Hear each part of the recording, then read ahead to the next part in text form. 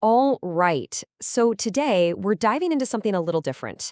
It's an explainer based on a really personal text that puts forward a pretty unique, maybe even provocative, take on modern politics. This isn't some academic paper. It's more of a personal plea for a radical shift in how we do things. And it all starts with one simple question. And really, this is the question that kicks off the whole thing. It's the central idea. Forget power, forget ideology, forget winning at all costs for a second. What if our entire political system was actually built on kindness? It's a huge idea, right? So let's dig into how the author unpacks it. So, to give this idea a name, the author calls it conscious politics. Now, this isn't a party platform, it's not about being a Democrat or a Republican. It's described more as a state of mind, a way of doing politics that's guided by emotional maturity.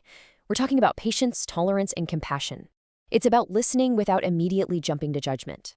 Now, to make sure this doesn't just stay a lofty, abstract idea, the author points to a real-world example, New Zealand's Prime Minister Jacinda Ardern. The text makes this great point about how we teach our kids to be kind, but then politics seems to reward the exact opposite. For the author, Ardern is someone who actually tries to bring that kindness into her leadership. Okay, so before we get to the solution, the author first has to lay out the problem. And this section is a really personal, deeply felt critique of a political climate that the author sees as fundamentally dangerously broken. For the author, it seems like there was a specific turning point, a moment of just total disbelief. After the events in Charlottesville, when the president said both sides are at fault, the author's reaction in the text is just a single word: wow. And that one word says everything, doesn't it? It captures this profound sense of shock and disillusionment. And that moment of disillusionment, well, it kind of opens the floodgates. The critique then gets really specific, pointing to a whole series of policy decisions the author found troubling, from pulling out of the Paris Climate Accord and the Iran nuclear deal to big changes in immigration and healthcare. From the author's point of view, it felt like progress was just being systematically undone. And to back this up, the author points to some hard numbers. They cite a Washington Post count that, just 2 years into the administration, had tallied over 6,000 alleged falsehoods. For the author, this wasn't just about policy disagreements anymore. It was about whether you could even trust the basic information you were getting. It wasn't just policy either. The author really zooms in on the language being used, rhetoric they found pretty alarming. They quote the president's statement that the military was locked and loaded when it came to North Korea. For the author, this wasn't strong leadership. It was like playing a high-stakes poker game with serious consequences that could have pushed the world toward war. And this critique goes way beyond one person. The author paints this picture of an entire government at a standstill. On one hand, you have their view of Congress, just endless bickering, name-calling, and what seems like genuine hatred. And on the other hand, you have the ideal, a place where people could civilly solve problems, listen, and compromise. The gap between the two feels massive. Okay, so that's a pretty bleak diagnosis, right? But after laying all that out, the text shifts gears. We move from the problem to the prescription, the author's big idea for how to fix it all. At the very heart of this solution are these pillars. The argument is for a system built not on force, but on virtues: patience, tolerance, compassion, and the skill of actively listening without already having your comeback ready. And I love this phrase they use: a politics of flexibility, where you can bend like wheat in the wind instead of just snapping in half.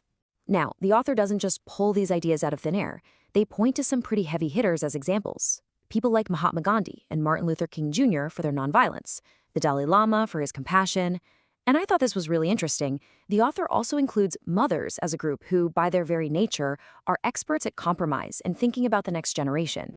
And if you had to boil this whole philosophy down to one single sentence, it would probably be this quote from the Dalai Lama, which the author absolutely champions: "Kindness is my religion." It's presented as this simple, universal truth that ought to cut across all our political and national divides.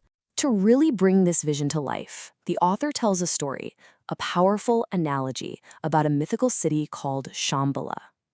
Now, this isn't a literal policy proposal. It's a metaphor, a story meant to show us what a society truly built on kindness could even look like. So what's life like in this city? Well, according to the story, the laws are just natural outcomes of its culture. If there's no crime, you don't need police. If there are no wars, you don't need a defense budget. Kindness and respect are just what people do. It's a utopian vision for sure, but it's meant to inspire us to think bigger. Now, I know what you might be thinking. A mythical city? That sounds huge, maybe even impossible.